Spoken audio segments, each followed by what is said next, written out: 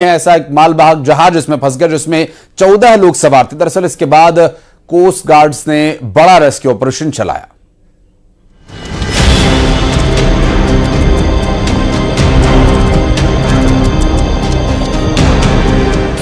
लहरों के बीच फंसा जहाज।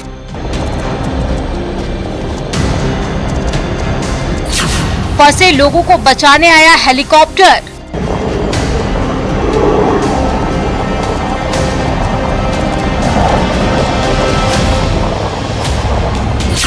समंदर में बहुत बड़ा रेस्क्यू ऑपरेशन।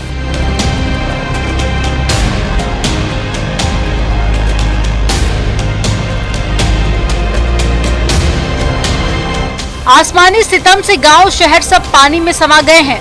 महाराष्ट्र में भी आसमानी कहर दिखाई दे रहा है। पुणे शहर में तो सड़कों पर दरिया बह रहा है। समंदर में भी ऊंची ऊंची लहरें उठ रही हैं। उसका शोर डराने वाला है। महाराष्ट्र के रायगढ़ जिले में अलीबाग तट के पास में समंदर की लहरों ने एक मालवाहक जहाज का रास्ता रोक लिया।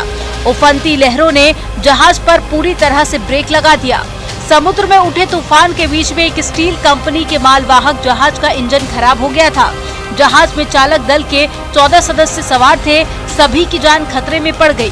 सभी की आंखों के सामने अंधेरा छाने लगा। कोई चमत्कार ही समंदर से निकाल सकता था। जहाज के फंसने की खबर तटरक्षक बल को मिल चुकी थी, जिसके बाद में कोस्टल गार्ड ने मोर्चा संभाला। विपरीत हालातों के बीच में रेस्क्यू ऑपरेशन शुरू किया गया। जहाज में फंसे लोगों तक पहुंचने के लिए हवाई मार्ग ही एकमात्र विकल्प बचा था।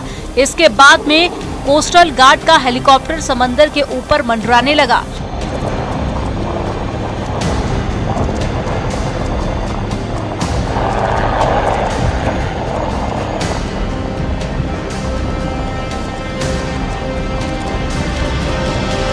हेलीकॉप्टर को देखकर जहाज में फंसे लोगों की जान में जान आई। इसके बाद में हेलीकॉप्टर मालवाहक जहाज के डेक पर उतरा और फिर शुरू हुआ वहां से लोगों को निकालने का सिलसिला। हेलीकॉप्टर से एक एक करके सभी लोगों को सुरक्षित अलीबाग के तट पर उतारा गया। इस तरह से सभी 14 लोगों की जान बच गई। इस मिशन में कोस्टल गार्ड के अलावा रायगढ़ पुलिस भी शामिल रही।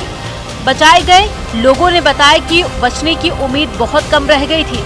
समंदर में तेज हवाएं चल रही थी। मौसम खराब होने की वजह से दिखाई भी कम देने लगा था।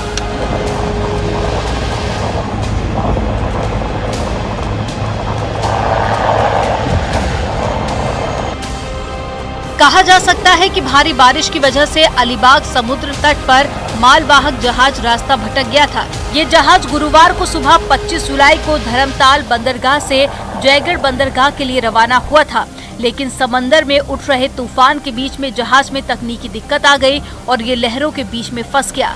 जहाज कोलाबा जिले से कुछ दूरी पर फंस गया था।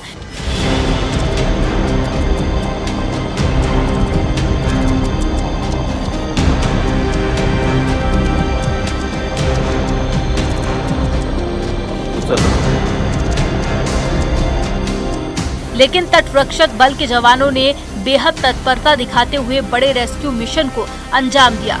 वहीं स्टील कंपनी ने भी सभी सदस्यों के सलामत होने की पुष्टि की है।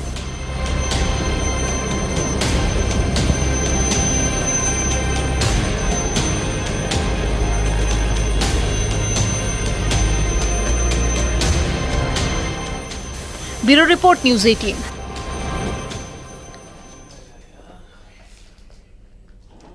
कहते हैं मेहनत का फल